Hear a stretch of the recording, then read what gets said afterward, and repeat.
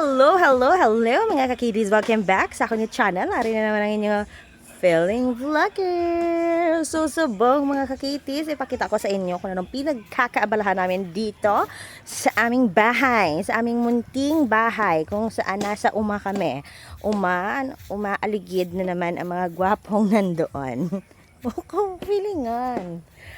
Naman tabak ito. So buong ko gid na realize mga kakitis nga sa amon nga panimalay kay sa amon nga palibot may nagasalalabit gid nga mga kabayuan. So ari na naman mga kakitis, last time nga nag-live ako, may gasabit man sa babaw na di sa mayakit ta.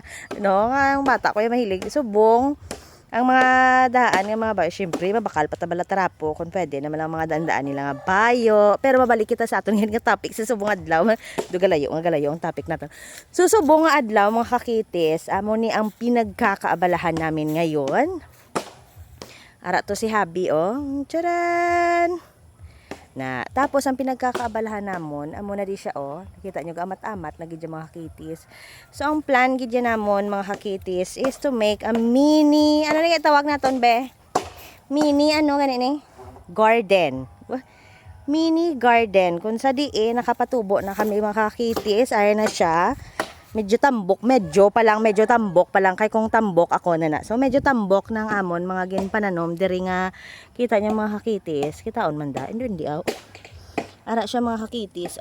That's balatong all over there.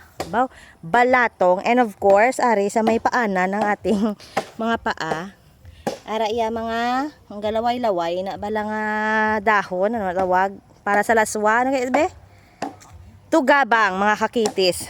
No, so nami na siya ibutang sa mga gidya sa laswa, no, kung favorite kay sa tutuod lang mga kakitis sa muning pinagkakabalhan namon kaya ginahulat gid man lang yan namon nagligad is ulan gid lang niya. So amo ni hopefully matapos ang pagbutang sang kay tawago at fencing kami sa buong mga kakitis.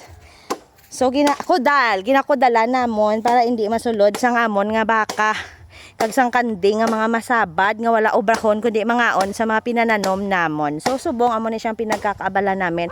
Update lang kamo namon after matapos namon siguro mga pila pa ka days kay mga busy ang schedule namon. Subong amat-amat lang siya namon. Importante ara na ang aton nga balatong kagara ng tugabang, no. Soon madamo pa na siya. So gaplan pa lang kami sa mga itanom namon pero at least na amat-amatan na siya namon. Samtang wala pa kita klase kag wala pa kita ginaobligar sa DepEd nga magbalik sa eskwelahan. So kinahanglan make our days productive. Productive ganon. So mula na mga kakitis, no, ginupdate lang kamo sa mga busy gid ko kag wala ko kay gapaninlo kami kay tungod nga uso gid yang dengue. So subong mga kakitis medyo tanan nga mga ari diri nga pwede balayan sang lamok ginapakulob na namon nga daan. And amo ni ang area nga ni ay lang ni sa likod sang amon balay, no. Agyan ko ni magpuli ko mag-shortcut ko sa may talamnan. So amo ni ngamon nga ginobra para nga na lang ko dason, harvest na